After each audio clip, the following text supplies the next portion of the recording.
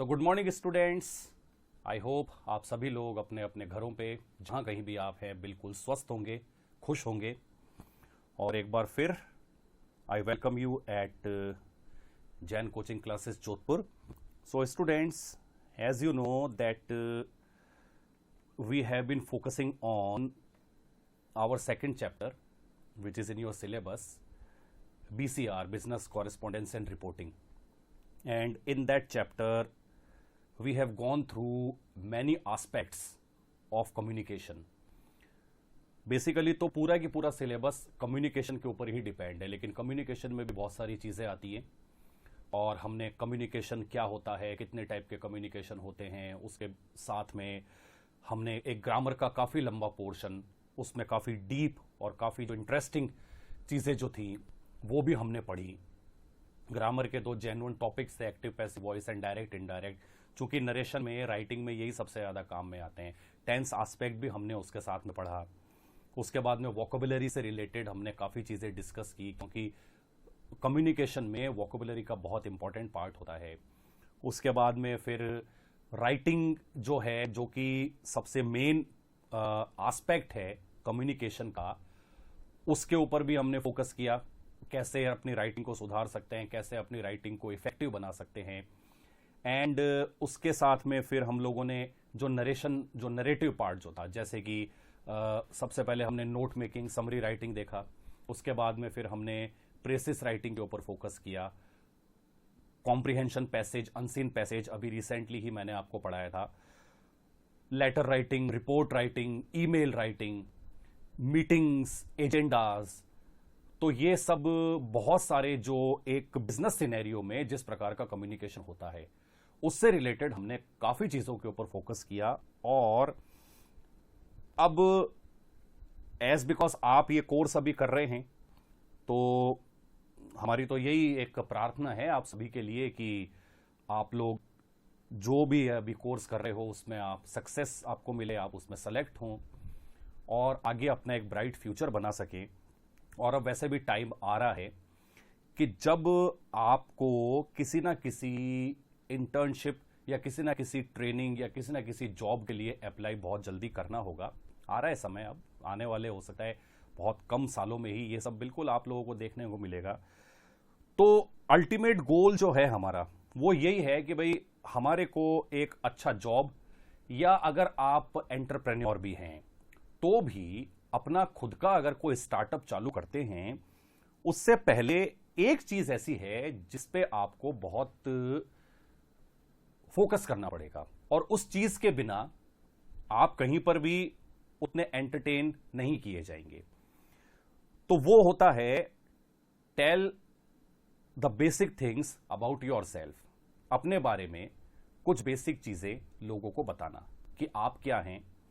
और ये चीजें जो हैं, ये रिज्यूम, जिसको आप बायोडाटा भी कहते हैं, करिकुलम विएटा भी कहते हैं, कई अलग अलग नामों से जाना जाता है, वो लिखकर हम किसी को भी अपने बारे में अपनी बेसिक इंफॉर्मेशन से अवगत करवा सकते हैं। आपको हालांकि अभी इंट्रोडक्शन में तो ये फॉर्मल चीजें तो सारी आएंगी, लेकिन आई ऑलवेज बिलीव कि फॉर्मल चीजों से सबसे पहले अगर हम किसी चीज को अपनी लैंग्वेज में अगर समझ लेते हैं तो उसको समझने में आसानी होती है, थोड़ा कंसेप्ट क्लियर हो जाता है। And it is really very important to clear the concept. Direct आपको रिज्यूम राइटिंग के फॉर्मेट पे ले जाऊं, वहां पर आपको एक दो एग्जाम्पल बता दूं, I think that's not enough. थोड़ा सा इसके बारे में जो हम इतना सब कुछ पढ़ते हैं ये जानना भी जरूरी है। कई बार स्टूडेंट्स की क्वेरीज आती हैं कि सर आप जो ये इतना सब पढ़ाते हो क्या ये एग्जाम में आएगा? नो, एग्जाम में तो नहीं आएगा। नोट मेकिंग से रिलेटेड मैंने आपको कितनी सारी चीजें पढ़ाई थी, लेटर राइटिंग से रिलेटेड कितनी सारी चीजें पढ़ाई थी। नोट मेकिंग में आपको कोई भी ये नहीं पूछेगा अच्छी नोट मेकिंग की कैरेक्टरिस्टिक लिखो, वहां पर डायरेक्ट आपको ऑन-सीन पैसेज दे देगा और उसके आपको नोट मेकिंग और समरी लिखनी पड़ेगी। लेकिन पढ़ाते वक्त अगर इस सब चीजों को हम डिस्कस कर लेते हैं तो जो मेन टॉपिक है, जब उसको प्रैक्टिकली हम करते हैं तो उसमें हमारे को कंपैरेटिवली काफी आसानी रहती है। तो जब भी कभी किसी नौकरी के लिए, किसी जॉब के लिए, इनफैक्ट शादी विवाह के संबंधों के लिए भी मैट्रिमोनियल बायोडेटास लिखे जाते हैं। और स्पेशली बिजनेस सिनेरियो के अंदर तो जॉब के लिए अप्लाई जब हम करते हैं तो वहां पे हमारे को रिज्यूम जो हैं ये लिखने पड़ते हैं। तो रिज्यूम लिखने के लिए अब इसमें क्या होता है, introduction. A resume is a document that introduces the applicant to your prospective employers और ट्रेनर। तो अपने आप को एक तरीके से इंट्रोड्यूस कर रहे हो, आप अपने बारे में बता रहे हो, आप जो आपको एम्प्लॉयमेंट देने वाला है या जो आपका ट्रेनर है, इंटर्नशिप के लिए जाते हैं तो भी अपना रिज्यूम आपको देना पड़ता है। It tells them who you are, ये लोगों को बताता है कि आप कौन हैं, व्हाट यू हैव डन, आप क्या कर चुके हैं, and why they should hire you, और क्यों वो आपको हायर करें। ठीक है। There is no need for a trainer और an employer to know absolutely all there is to know about you. ठीक है। किसी भी ट्रेनर को, किसी भी एम्प्लॉयर को सब कुछ आपके बारे में जानने की जरूरत नहीं है। What you need to show और tell them is that you are suited to the course और जॉब। आपको तो जो भी पर्टिकुलर जॉब है जिसके लिए आप अप्लाई कर रहे हो, उसके लिए आपको एक ये बताना है कि भाई मैं क्यों इस जॉब के लिए सूटेबल हूं। उस जॉब से रिलेटेड क्वालिफिकेशन अगर आपके अंदर है, एक्सपीरियंस अगर आपके अंदर है, तब आप उनको ये बता सकते हो कि हां मैं इस जॉब के लिए बिल्कुल सूटेड हूं। You possesses the skills, knowledge, understanding and personality traits needed for it। तो उस पर्टिकुलर जॉब से रिलेटेड कौन कौन सी स्किल्स आपके अंदर हैं, कितनी नॉलेज है, कितनी अंडरस्टैंडिंग है, अपनी पर्सनैलिटी के बारे में, ठीक है, जो कि उस पर्टिकुलर जॉब के लिए जरूरी हैं, अगर आपके अंदर हैं तो रिज्यूम के द्वारा, बायोडाटा के द्वारा आप उनको बता सकते हो। Therefore, it is of extreme importance that you chose what you write in your resume wisely। इसलिए ये बहुत ही एक महत्वपूर्ण चीज हो जाती है उन पॉइंट्स को चूज करके अपने बायोडाटा में बहुत ही बुद्धिमानी से लिखना। ठीक है। मैंने आपको बताया ना कि अब बायोडाटा तो मैट्रिमोनियल बायोडाटास भी होते हैं, तो वहां पर आपको अपने जॉब या अपनी एजुकेशन से ज्यादा आपको अपनी पर्सनल डिटेल, फैमिली की डिटेल, हॉरोस्कोप वगैरह की डिटेल ज्यादा देनी होती है। लेकिन क्या आप वो हॉरोस्कोप की डिटेल किसी जॉब के लिए अप्लाई करने वाले रिज्यूम में लिखोगे तो क्या वो वहां पे अप्रोप्रिएट माना जाएगा? नहीं माना जाएगा। तो जिस पर्टिकुलर रीजन के लिए आप रिज्यूम लिख रहे हैं उससे ही रिलेटेड पॉइंट्स वाइजली उसमें दीजिए।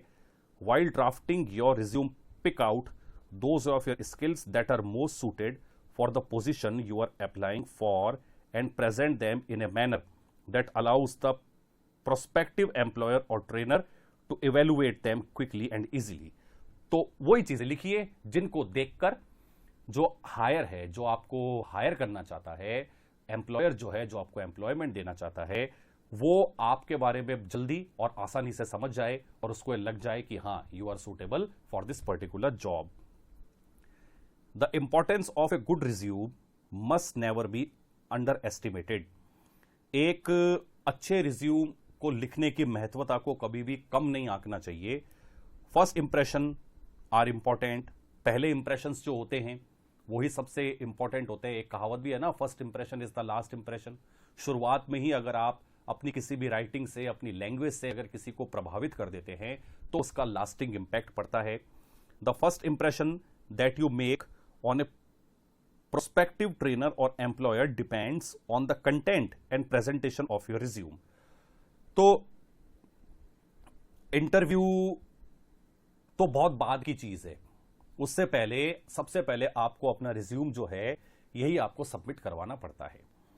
तो जब आप अपने रिज्यूम को सबमिट करवाते हैं तो उसमें आपने कंटेंट्स, अपने बारे में जो चीजें लिखी है उनका सिलेक्शन और उनको कैसे लिखा है, अगर वो प्रॉपरली फॉर्मेट में लिखे हुए हैं या अगर उसको प्रेजेंट आपने बढ़िया तरीके से किया है तो इसका एक अच्छा इंप्रेशन पड़ता है। कई बार तो ऐसा भी होता है कि कुछ एम्प्लॉइज भले ही वो जिस जॉब के लिए अप्लाई किया उसको उनको काफी अच्छी नॉलेज होगी, लेकिन because of the poor resume writing या गलत इस तरीके से लिखा, कंटेंट्स को सही नहीं जोड़ा, प्रॉपर फॉर्मेट को फॉलो नहीं किया, सीक्वेंशियल नहीं है, इस कारण से वो रिज्यूम देखते ही रिजेक्ट कर दिए जाते हैं। क्या जिसको यही नहीं लिखना आता वो क्या इसके बारे में जानेगा। तो बहुत जरूरी होता है हमारे को कि उसके अंदर जो कंटेंट दें हम वो बहुत सावधानी से दें। In this increasingly competitive job market, it is imperative that your resume makes an impression and gives you the best possible chance of getting the employers or trainers attention. तो ये बहुत जरूरी है कि आपका जो रिज्यूम जो है ये एम्प्लॉयर और ट्रेनर जो है उसको इंप्रेस करे, उसको प्रभावित करे, तभी वो इंटरेस्ट लेगा आगे आप में. However the resume is incomplete without a cover letter. तो एक बात और याद रखिए कि एक रिज्यूम जो होता है कवर लेटर के बिना भी अधूरा होता है. यानी रिज्यूम के साथ में आपको एक कवरिंग लेटर भी लिखना पड़ता है कि मैं इस जॉब के लिए अप्लाई कर रहा हूं. A cover letter is a letter that accompanies the resume and reflects your knowledge of the employer और ट्रेनर. कवर लेटर जो है वो अल्टीमेटली आपने जिस जॉब के लिए अप्लाई किया है उसके लिए उस जॉब और जो कंपनी या जो भी एजेंसी है जो आपको हायर कर रही है उसके बारे में भी आपको नॉलेज है. आपकी इस नॉलेज को रिफ्लेक्ट करता है cover letter. Its purpose is to introduce you to an organisation. इसका पर्पस यही होता है कि एक तरीके से आप समराइज्ड वे में अपने आप को ऑर्गेनाइजेशन से इंट्रोड्यूस करवा रहे हैं. Convey your interest in the company और ए स्पेसिफिक वैकेंसी. कंपनी और जो पर्टिकुलर वैकेंसी जिसके लिए आप अप्लाई कर रहे हो उसके लिए भी आपको वो एक तरीके से उस स्पेसिफिक वैकेंसी के लिए वो आपको उसमें आपका क्या इंटरेस्ट है ना, इसको कन्वे करता है. And draw attention to your resume. और कवर लेटर के बाद में फिर कवर लेटर ही जो आपका एम्प्लॉयर जो है, जो आपको एम्प्लॉयमेंट देने वाला है, ट्रेनर जो है, वो आपके रिज्यूम की तरफ बढ़ता है. Since this letter is often the first contact you have with a prospective employer or trainer, a neat, concise, well-written letter will increase your chances of getting an interview. तो चूंकि ये पहला इंट्रैक्शन है आपका जहां पर आप अप्लाई करने के लिए गए हो, तो वहां पर ये बहुत जरूरी हो जाता है कि आपका जो कवर लेटर है वो बिल्कुल एकदम साफ सुथरा, यानी कि बिल्कुल एकदम नीटली अरेंज्ड, संक्षिप्त, ठीक है, बिल्कुल अच्छी तरीके से लिखा हुआ, ग्रामेटिकली कोई गलती नहीं होनी चाहिए. ये आप अपने रिज्यूम के साथ में अटैच करके जब आप देंगे तो आपके और बेहतर चांस हो जाते हैं इंटरव्यू तक आने के. क्योंकि इंटरव्यू तो फिर एक तरीके से लास्ट स्टेप होता है, जॉब मिलेगा या नहीं मिलेगा इस बात को डिटरमाइन करने के लिए. तो कवर लेटर का भी हम एग्जाम्पल देखेंगे, लेकिन उससे पहले अब हम एक बार रिज्यूम लिखने के कुछ फॉर्मेट्स होते हैं. 3 फॉर्मेट बेसिकली होते हैं. So there are different formats that you can choose from when deciding on how your resume should be displayed. तो 3 तरीके के फॉर्मेट यहां पे मेनली बताए गए हैं और डिपेंड करता है कि आप के लिए कौन सा सूटेबल है. अब कौन कौन से हैं? Number 1, chronological resume. शॉर्ट में अभी पढ़ रहे हैं, डिटेल में बाद में पढ़ेंगे. तो एक chronological resume is one of the 3 main resume formats. 3 जो फॉर्मेट है उनमें सबसे मेन माना गया है. This format draws attention to your work experience. दरअसल इस फॉर्मेट में सबसे ज्यादा आपका जो वर्क एक्सपीरियंस है, यानी कि आप ऑलरेडी जॉब में हैं, लेकिन जॉब में रहते हुए हम अपने जॉब को दूसरी कंपनीज में स्विच कर सकते हैं. दूसरी कंपनी में अगर आपको बेटर अपॉर्चुनिटी मिल रही है तो वहां पर आप ज्वाइन कर सकते हैं. तो वहां पर अब आपको क्या करना है, दूसरी जगह जब अप्लाई करना है तो निश्चित रूप से अगर कोई दूसरी कंपनी आपको हायर कर रही है तो वो आपके एक्सपीरियंस को भी देखेगी. तो यहां पर बेसिकली हम अपना वर्क एक्सपीरियंस ज्यादा शो करते हैं. योर करंट जॉब और most recent position is listed first and it continues in reverse chronological order through the rest of your work history. देखिए, क्रोनोलॉजी का मतलब ही ये होता है एक तरीके से कालक्रम, घटनाओं का क्रम, और यहां पर आपको रिवर्स ऑर्डर में चलना पड़ेगा. जैसे अभी है 2020 एंड सपोज करिए कि आप ईयर 2010 से ही आपने जॉब शुरू कर दिया था. 2010 से लेकर 2012 तक आपने अपना फर्स्ट जॉब किया. उसके बाद में 2012 में आपने अपनी कंपनी छोड़ दी, दूसरी जगह आपको बेटर अपॉर्चुनिटी मिली. 2012 से लेकर 2015 तक आपने वहां किया. और 2015 से लेकर 2018 तक फिर आपने दूसरी जगह की, और 2018 से और 2020 तक जो अभी आपकी प्रेजेंट जो आपका अभी जहां पर आप अपना काम कर रहे हैं, योर डेजिग्नेटेड प्लेस, जहां पर आप डेजिग्नेटेड हैं, उसके बारे में आपको बताना होता है। लेकिन यहां पे आपको रिवर्स ऑर्डर में चलना पड़ेगा। सबसे पहले अभी प्रेजेंट जॉब, यानी 2018 से प्रेजेंट, अभी आपका प्रेजेंट ये, फिर रिवर्स ऑर्डर में 2018 वाला से जो पहले जॉब था, तो जैसे 2015 से लेकर 2018 तक आपने कहां काम किया, फिर 2012 से लेकर 2015 तक आपने काम कहां किया, और 2010 से लेकर 2012 तक। तो इस रिवर्स ऑर्डर में आपको अपना वर्किंग एक्सपीरियंस जो है ये लिखना पड़ेगा। नंबर 2 बात करते हैं फंक्शनल रिज्यूम्स की। तो फंक्शनल रिज्यूम्स जो होते हैं, whereas a chronological resume focuses mainly on work experience and previous job activities. A functional resume, also known as skill-based resume, focuses on your talents and achievements. Functional resume जो होता है, chronological तो सिर्फ आपके working experience के ऊपर खास तौर से बेस्ड होता है, लेकिन फंक्शनल रिज्यूम जो होता है इसको स्किल बेस्ड रिज्यूम भी कहते हैं। ये उन लोगों के लिए है हु आर फ्रेशर, जिनको ज्यादा वर्किंग एक्सपीरियंस नहीं है, जो पहली बार जॉब के लिए अप्लाई कर रहे हैं। तो देखिए, जब हम फर्स्ट टाइम जॉब के लिए अप्लाई करते हैं तो फिर वहां पर हमारे लिए सबसे इंपॉर्टेंट हमारी एजुकेशन तो है ही, आपकी एलिजिबिलिटी तो है ही, लेकिन उससे भी ज्यादा आपकी स्किल्स और टैलेंट ये भी वहां पे मायने रखते हैं। तो उस कंडीशन में फंक्शनल रिज्यूम्स जो कि बेसिकली स्किल बेस्ड होते हैं, focuses on your talents and achievements. पढ़ाई के दौरान आपने क्या क्या, आपके अंदर कौन कौन से दूसरे टैलेंट्स हैं जो किस पर्टिकुलर जॉब के लिए सूटेबल हैं, या आपके अचीवमेंट्स, जैसे आपने मान लीजिए कि उस पर्टिकुलर टॉपिक से रिलेटेड कोई वर्कशॉप अटेंड की है, या आपने कोई इंटर्नशिप की है, ठीक है ना, आपने इंटर्नशिप करते हुए या वर्कशॉप अटेंड करते हुए अगर आपको कोई अवार्ड मिला है, तो ये सब चीजें आपके अचीवमेंट्स हैं, इनको हम फंक्शनल रिज्यूम में ज्यादातर दिखाते हैं। नंबर 3 बात करते हैं हम कॉम्बिनेशन रिज्यूम की। तो कॉम्बिनेशन, जैसा कि नाम बता रहे, कॉम्बिनेशन यानी कि mixture. The combination resume, as the name implies, puts together information from chronological and functional resumes. तो इसमें क्रोनोलॉजिकल और फंक्शनल रिज्यूम्स दोनों की ही कैरेक्टरिस्टिक्स होती हैं। Consider the following to help you decide whether a chronological और a combination resume is a better fit for you. देखिए, ये जो लास्ट वाला कॉम्बिनेशनल रिज्यूम जो था, ये किन के लिए सूटेबल होता है? ये उनके लिए सूटेबल है जिनके वर्किंग कल्चर के अंदर, या जब वो अपना जॉब कर रहे थे, जिन लोगों के जॉब के बीच में ब्रेक लग जाता है। जैसे मान लीजिए कि मैंने 2010 में अपना जॉब चालू किया, 2010 से लेकर 2012 तक ये कंपनी में किया, 2012 से लेकर 2015 तक 3 साल दूसरी कंपनी में किया, 2015 में मैंने जॉब छोड़ दिया। फिर हो सकता है 2015 से लेकर 2017 तक 2 साल मैंने कोई मेरी हायर स्टडीज से रिलेटेड कोई कोर्स किया, कोई मास्टर्स डिग्री मैंने की। फिर उसके बाद में मैंने 2017 में दोबारा जॉब ज्वाइन किया।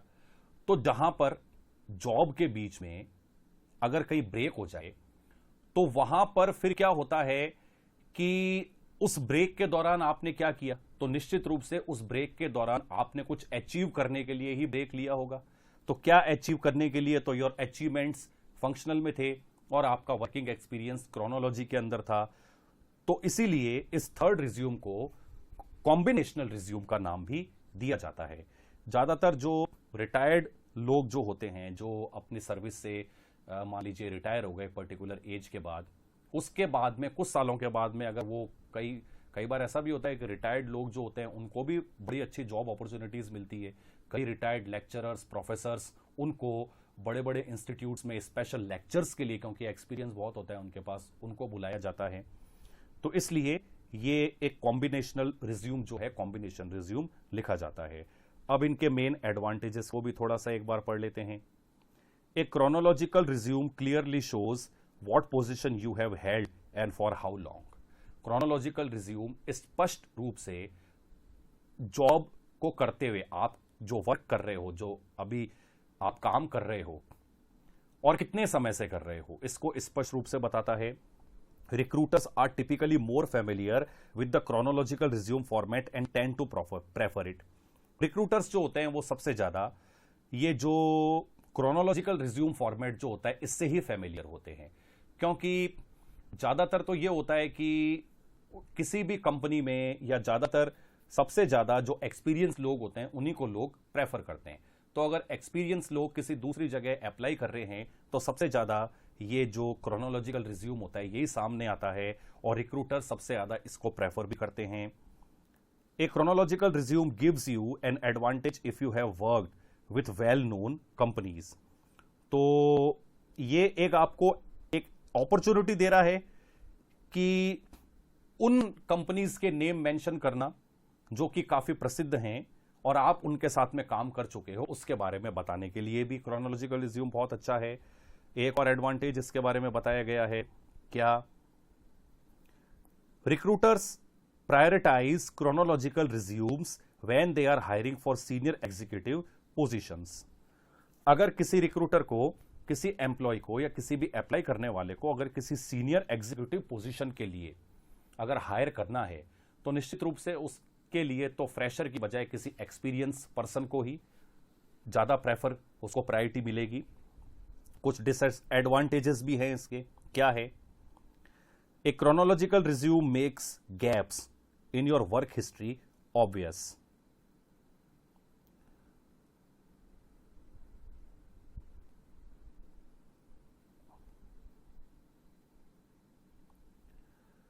तो क्रोनोलॉजिकल रिज्यूम जो होता है ये आपकी जो वर्क हिस्ट्री है उसके बीच में अगर मान लीजिए कि कोई गैप अगर था तो उसको भी एक तरीके से दिखा सकता है।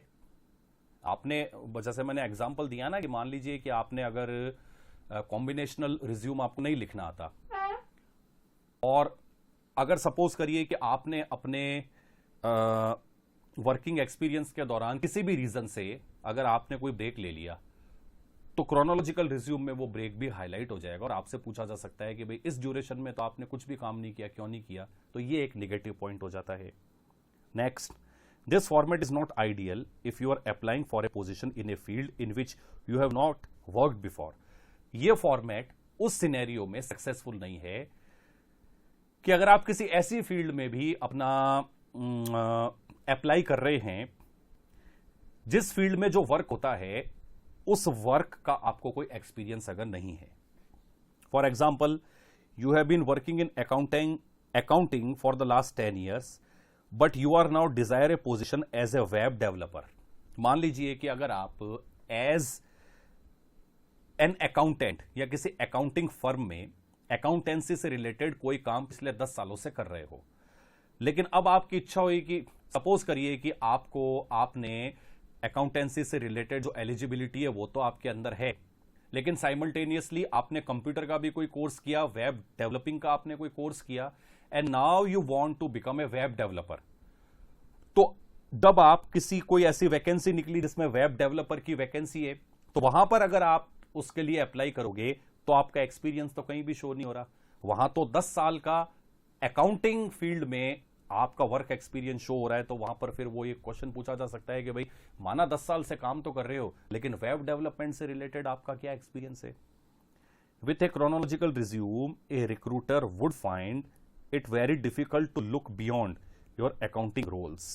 तो वही बात जो मैंने अभी आपको बताई कि अकाउंटिंग रोल्स, अकाउंटेंसी में तो आपका बहुत एक्सपीरियंस है लेकिन वेब डेवलपमेंट में आपका क्या एक्सपीरियंस है ये आपका उसमें नहीं दिखेगा। If you are a student or just starting your career, a chronological resume would draw attention to your lack of experience. Fresher के लिए तो कभी भी सजेस्टेड नहीं होता क्रोनोलॉजिकल रिज्यूम लिखना, क्योंकि क्रोनोलॉजिकल रिज्यूम में बेसिकली क्या हाईलाइट किया हमने, क्रोनोलॉजिकल रिज्यूम में बेसिकली हम लोगों ने वर्क एक्सपीरियंस को ज्यादा हाईलाइट किया था। तो यहां पर तो आपका वर्क एक्सपीरियंस कुछ है ही नहीं, तो फिर आप लोगों के लिए, एक फ्रेशर के लिए, एक स्टूडेंट के लिए जिसने अभी अब जस्ट अपना कैरियर स्टार्ट करने जा रहा है, उनके लिए ये सूटेबल नहीं माने गए हैं। How to write a chronological resume, अब क्रोनोलॉजिकल रिज्यूम कैसे लिखे जाते हैं इसके बारे में बात कर लेते हैं। Your resume should include information relevant to the position for which you are applying. देखिए, जिस पोस्ट के लिए, जिस जॉब के लिए आप अप्लाई कर रहे हैं, तो उस जॉब से रिलेटेड जो आपकी रेलेवेंट इंफॉर्मेशन है उनको आप जरूर मेंशन करिए। Chronological resume sections should include the following in this order. तो अलग अलग सेक्शन होते हैं, क्या क्या चीजें उसमें आपको देनी है ये मैं आपको बता देता हूं। Number 1, you have to start with your name and your basic contact information, your present address and your telephone number, your email ID, etc., etc. Then summary और objective। summary और objective क्या होते हैं इसके बारे में भी अभी हम पढ़ेंगे, ठीक है। ये देखिए यहां पे अलग से दिया गया है, इन सब के बारे में पढ़ते हैं। उसके बाद में प्रोफेशनल हिस्ट्री, अपना वर्किंग एक्सपीरियंस। देन उसके बाद में योर एजुकेशनल हिस्ट्री, आपने कौन कौन से मेन कोर्सेज कब कब किए। और लास्ट में स्किल्स एंड एबिलिटीज, और फिर उसके बाद में कुछ जनरल इंफॉर्मेशन एंड डिक्लेरेशन, ठीक है। अब देखते हैं, देखिए यहां पे नंबर 1,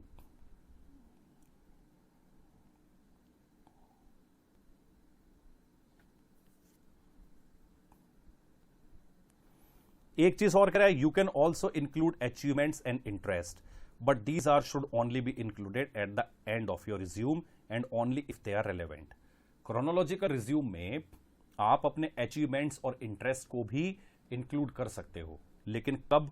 तब जब वो उस जॉब से रिलेटेड हो, जिनको मेंशन करना आपको रेलेवेंट लग रहा है कि हां अगर इनको भी मैं मेंशन करूंगा तो अभी जिस जॉब के लिए मैं अप्लाई कर रहा हूं वहां पे ये मेरे को थोड़ा सा वेटेज देगा।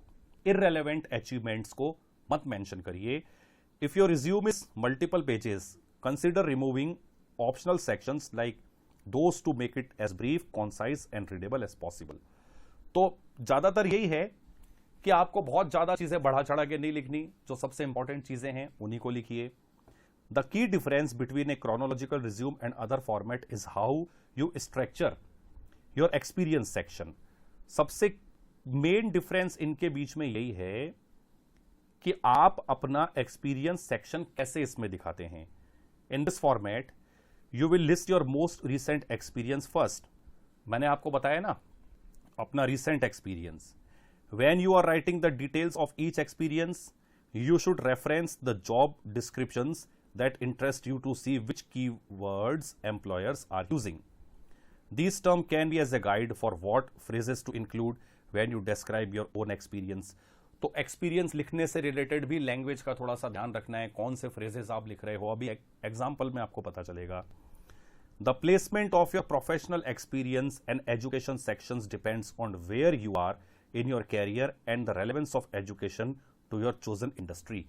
हाँ, आपकी जो एजुकेशन है वो आप जिस पोस्ट के लिए अप्लाई कर रहे हो, जिस वर्क के लिए अप्लाई कर रहे हो, उससे रिलेटेड होनी चाहिए, रेलेवेंट।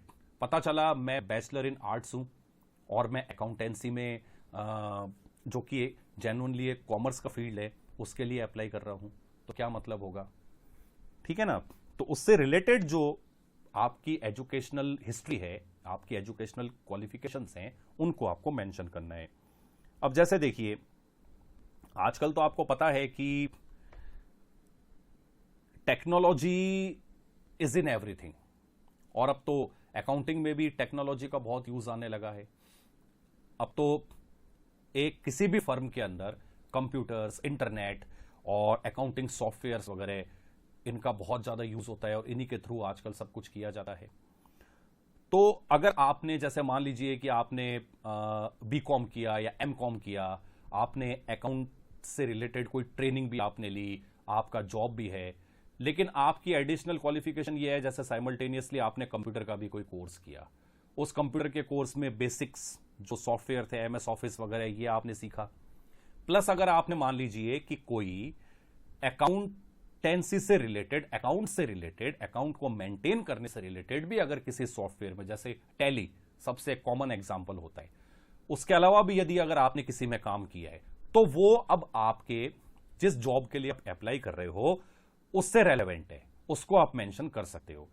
उससे रिलेटेड अगर आपने कोई सर्टिफाइड कोर्स किया है तो वो भी आपकी एजुकेशनल हिस्ट्री में उसको आप मेंशन कर दीजिए, क्योंकि that is relevant to your particular job for which you are applying now.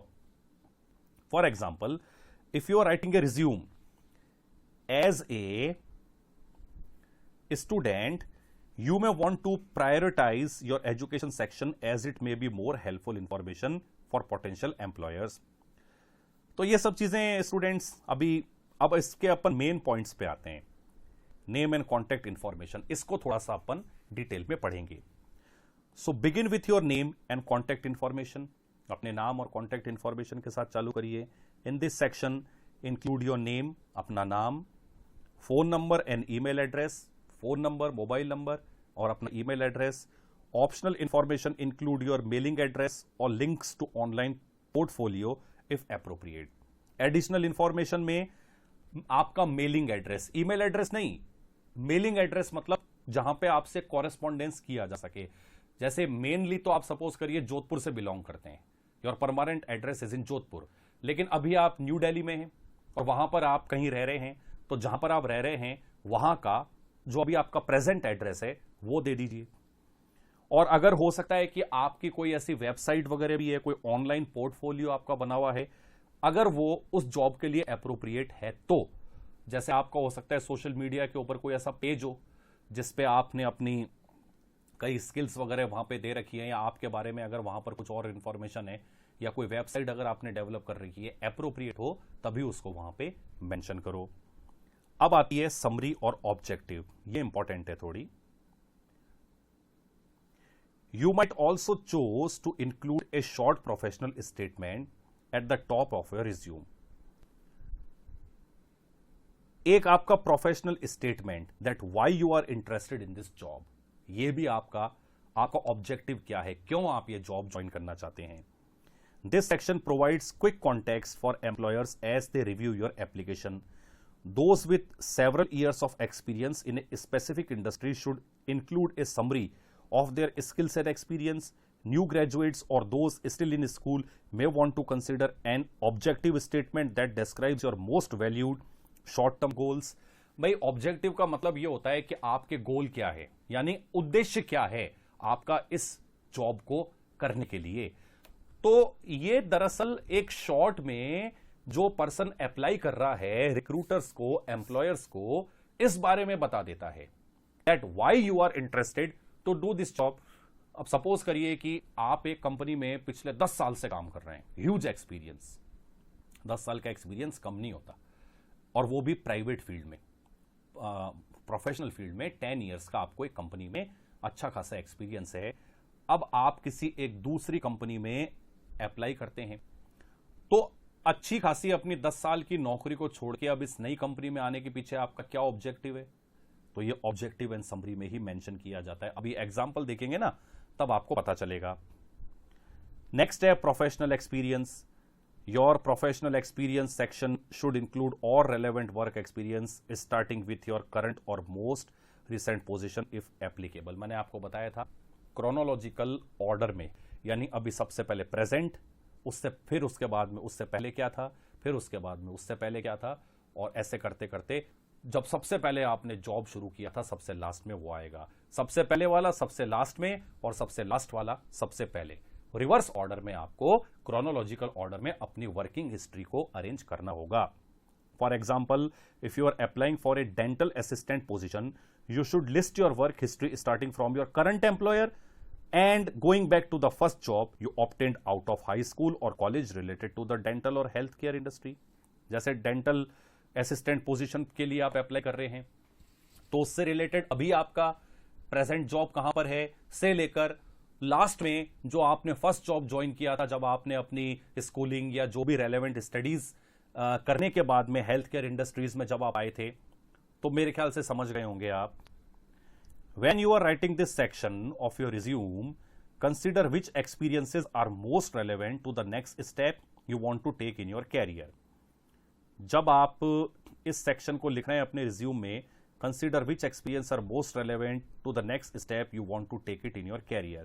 For example, if you worked as a fast food restaurant during college or high school, you may not want to include it on a resume for a position in dental assistant using our last example. अब देखो, जिस job के लिए apply कर रहे हो सकता है कि शायद आपने अपनी कॉलेज और स्कूल पढ़ाई करते समय कई स्टूडेंट्स पार्ट टाइम जॉब भी करते हैं। आपने मान लीजिए किसी फास्ट फूड रेस्टोरेंट में आपने काम किया, तो अब फास्ट फूड रेस्टोरेंट में आपने हो सकता है किसी भी पोस्ट पे काम किया हो, वहां पे हो सकता है शायद आपने अकाउंटेंट के रूप में काम किया हो या आपने असिस्टेंट मैनेजर के रूप में काम किया हो। लेकिन अगर डेंटल असिस्टेंट के लिए अगर आप अभी जॉब के लिए अप्लाई कर रहे हो, तो क्या वहां पर ये स्कूल के दौरान, कॉलेज और हाई स्कूल के दौरान रेस्टोरेंट में काम करने का एक्सपीरियंस क्या ये रेलेवेंट है? ऐसे जो एक्सपीरियंसेस हैं जो कि इररेलेवेंट हैं, उनको मत शो करिए। अब आती है आपकी एजुकेशनल हिस्ट्री की। Your education section should be structured similarly to your professional experience. List the most recent educational achievements first and go backward in the time from there. Educational history में सबसे जो recent आपने history, जैसे सबसे ज्यादा तो ये माना जाता है कि भाई मास्टर्स कोर्स किसी भी पर्टिकुलर फील्ड से रिलेटेड, फिर उसके बाद में रिवर्स ऑर्डर में, क्योंकि क्रोनोलॉजिकल रिज्यूम है, और ये तो खैर फंक्शनल और जो कॉम्बिनेशन रिज्यूम है वहां पर भी आप इसी तरीके से लिखेंगे। तो सबसे पहले जो रिसेंट, जो आपकी सबसे टॉप एजुकेशनल क्वालिफिकेशन है वो, उसके बाद में फिर जैसे ग्रेजुएशन, फिर आपने स्कूलिंग कहां से की, तो यही चीजें आपको ज्यादातर देनी है। इफ यू हैव, आर नहीं है यहां पे, इसको काट दीजिए। Currently enrolled in or have completed and obtained a post secondary degrees, associates degree or above, you should not list your high school information. तो अगर मान लीजिए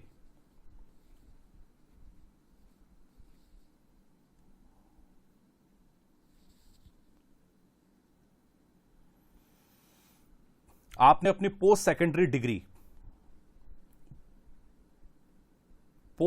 डिग्री जैसे मान लीजिए कि आपने 12th अभी जस्ट कंप्लीट की है, तो वहां पे फिर अपनी हाई स्कूल यानी 8th आपने कहां से की थी, ये सब चीजें आपको देने की जरूरत नहीं है।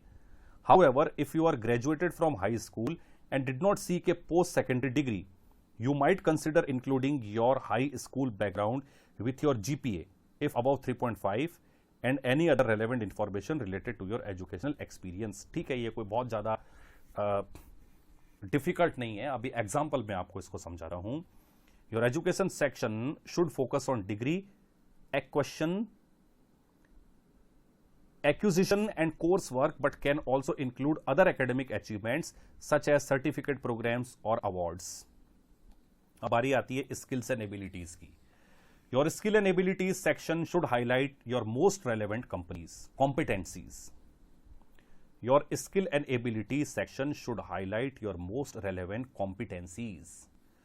Skills and abilities can include both hard technical skills and soft interpersonal skills। Skills दो तरीके की होती है, technical skill and soft skill यानी इंटरपर्सनल स्किल।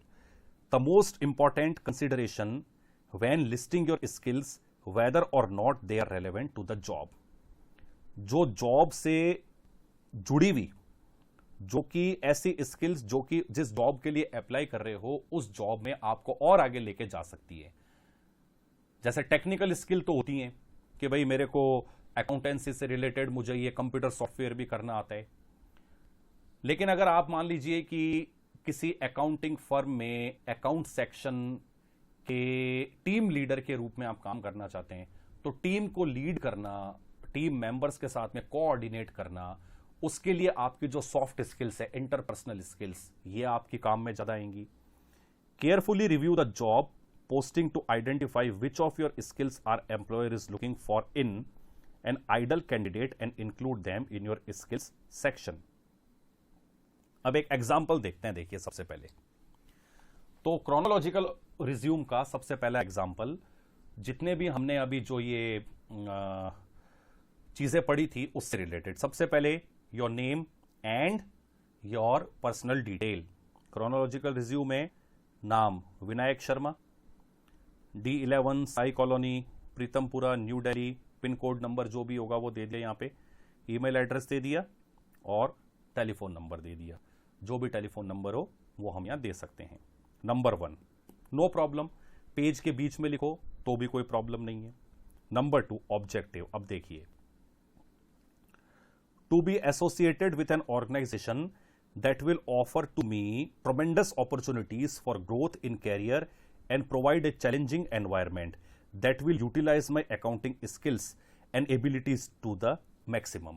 क्या उद्देश्य है भाई विनायक शर्मा के लिए इस जॉब को ज्वाइन करने से रिलेटेड, कि मैं एक ऐसे ऑर्गेनाइजेशन से जुड़ना चाहता हूं जो कि मेरे को अपने कैरियर में और आगे बढ़ने की जबरदस्त अपॉर्चुनिटीज मुझे दें, अवसर दें, और मुझे मेरी अकाउंटिंग स्किल्स को मैं और भी ज्यादा चैलेंजिंग एनवायरनमेंट में उसको टेस्ट करना चाहता हूं, जिससे कि मेरी जो बेस्ट अकाउंटिंग स्किल्स हैं वो निकल के आए और मैं अपनी एबिलिटीज को मैक्सिमाइज कर सकूं और ज्यादा उनको बढ़ा सकूं। तो ये मेरा एक ऑब्जेक्टिव है। मुझे लगता है कि आपकी कंपनी जो ये जॉब ऑफर कर रही है, शायद यहां पर मुझे ये सब मिलेगा। That is why I am interested in your job. Objective, summary. अब देखिए, समरी में एक बार आपको समराइज्ड वे में सब कुछ बताना है। More than 13 years of experience in both practical and managerial aspects of the job. अभी डिटेल में तो बाद में बताएंगे। 13 साल का प्रैक्टिकल और मैनेजेरियल चीजों को मैनेजमेंट करने से रिलेटेड, जॉब से रिलेटेड जो एक्सपीरियंस है ये मुझे है। possesses a flawless understanding of fundamental concepts in journalism।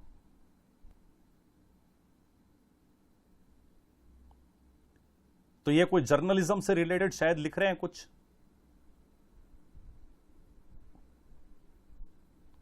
ठीक है, एक बिल्कुल फ्लॉलेस यानी गलतियों से रहित मुझे जर्नलिज्म के फंडामेंटल कंसेप्ट्स की नॉलेज है।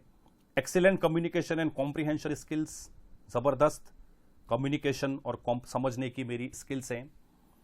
In depth knowledge of different subjects, अलग अलग विषयों की काफी अच्छी नॉलेज है। जर्नलिज्म में तो एक सब्जेक्ट नहीं, कई अलग अलग सब्जेक्ट्स की नॉलेज होनी जरूरी है। एक्सपीरियंस अब सबसे मेन आया। अब देखो क्रोनोलॉजिकल ऑर्डर में सबसे पहले एडिटर इन चीफ अभी इस पोस्ट पे डेजिग्नेटेड हूं। कहां पर? द हिंदू न्यूज़पेपर है। 2010 से लेकर प्रेजेंट तक, यानी 10 साल का एक्सपीरियंस। क्या क्या किया वहां पे? Manage hiring and human resources, as a HR मैंने काम किया है। Oversee newspapers budget and financial operations, newspaper के बजट और फाइनेंशियल ऑपरेशंस को भी मैंने देखा है।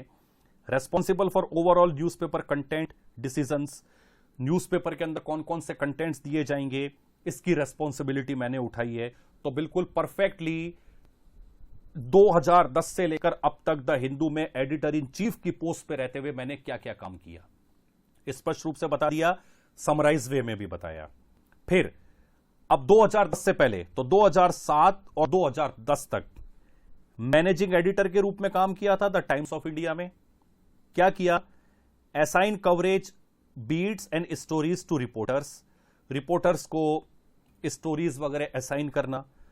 वर्क विद रिपोर्टर्स और finding coverage angles and creating leads, reporters के साथ में कई नई नई चीजों की, नई नई न्यूज को कवरेज करना और उनको किसी भी एक पर्टिकुलर रिपोर्ट को लिखने के लिए लीड करना। Edit and polish reporters stories before printing, reporter जो स्टोरीज या जो भी आर्टिकल्स वगैरह लिखते थे उनको एडिट करना और उनकी राइटिंग स्किल को और पॉलिश करना, चमकाना प्रिंटिंग करने से पहले, यह काम भी मैंने किया है। फिर उसके बाद में 2006-2007 एक साल द हिंदुस्तान टाइम्स में काम किया कॉपी एडिटर के रूप में। वहां पर क्या क्या काम किया? Edit and polish reporters stories before printing, वहां पर भी यही काम किया था। Right attention grabbing headlines for reporters stories, तो रिपोर्टर्स को यह बताना या रिपोर्टर्स की जो स्टोरीज आती थी उनके लिए एक लोगों का अटेंशन वो जल्दी लें, उससे रिलेटेड उनके टाइटल्स चूज करना और बनाना, यह काम मैंने किया है। Create layouts for stories to make them attractive and easy to read, और स्टोरीज के लेआउट्स बनाना और ऐसी लैंग्वेज देना जिससे कि वो काफी एट्रैक्टिव लगे पढ़ने में।